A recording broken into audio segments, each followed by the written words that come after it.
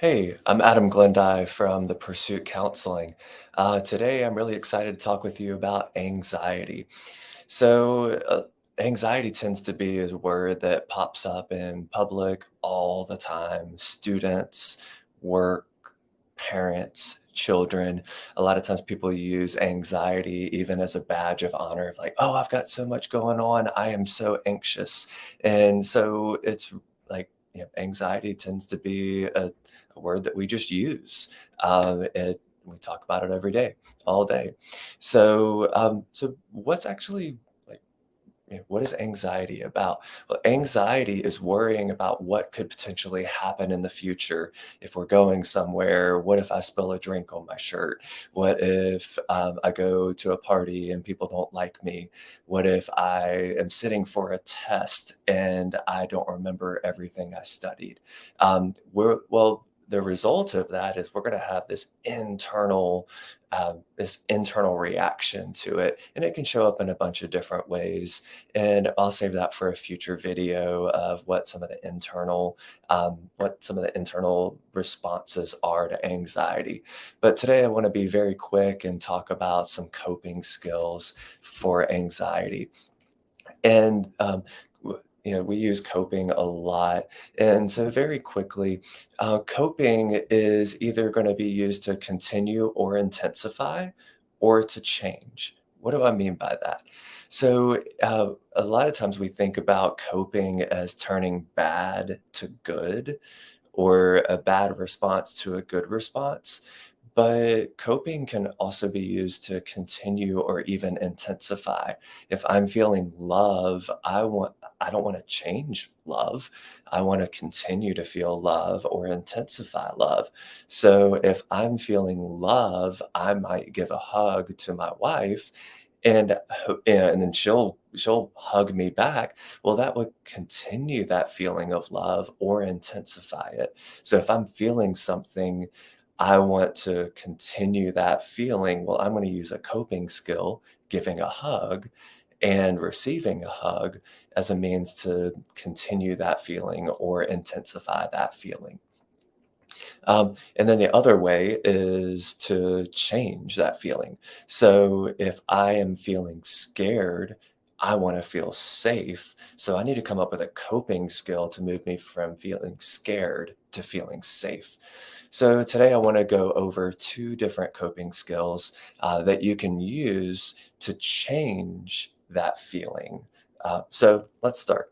The first one is going to be deep breathing or box breathing. If you've ever been to a therapist before, you've talked about box breathing. It is very, very important. It's a foundational coping skill that we can use to feel, just to feel more in control of our bodies and our minds. And this is the same skill that they teach in the military. I don't know if you've ever watched the American Sniper, the story of Chris Kyle. Well, he was a sniper, and learning how to shoot very long distances, you have to be in control of your body, your breath, your mind, because over a very long distance, any small movement, our heart beating and moving just a fraction of a millimeter can affect a very long shot. And so he had to learn how to be very, very in control and cognizant of what his entire body was doing so that he could be effective at his job. So in the military, they use a cool name. They call it tactical breathing. But for our purposes, we're going to call it box breathing. And box breathing, let's think about it. It's a box. We're going to draw a box. We're going to go up. We're going to hold our breath. We're going to go down. We're going to hold our breath. So we breathe in for 4 seconds. We hold it for 4 seconds, out for 4 seconds, and hold it for 4 seconds. If we can practice that and breathe in for 4, hold for 4, out for 4, hold for 4, that's going to help you. That's going to help you in a lot of different ways. So the first way it's going to help you is in that anxiety, we feel out of control. So just by counting 1, 2, 3, 4, hold, 2, 3, 4, out, 2, 3, 4, hold, 2, 3, 4. Well, in our brains, we can't do the anxiety, worry, stress, and logical task driven at the same time. Or, again, a future video, we'll talk about the brain science between parts that do work and parts that don't work at the same time. And you cannot count and worry at the same time. So just by counting, you're going to be able to feel some internal relief. Also, when we're anxious, we're using less of our lung capacity. And so by breathing all the way in and breathing all the way out, we're putting fresh oxygen in our blood, fresh blood in our muscles, fresh blood and oxygen in our brain. And we're going to calm down a little bit off of that. And then the reason that we hold at the top and we hold at the bottom is because we want to be able to demonstrate to our body that feels out of control that we are in control of our body. And there's a lot of other reasons that we do box breathing, but that's what we do as a foundational coping skill for anxiety. And then the next one that we want to do are grounding exercises so that we can have immediate relief for that anxiety. And so if we can, I'm wearing an Apple Watch. And so if I can just, hold that band, then I'm connecting with another part of my body, the wrist that it's connected to. But also I'm noticed that, when I grab this object, I'm grounding myself to an object. It's getting me out of my mind. It's getting me into my body. It's getting me into the world that I'm around.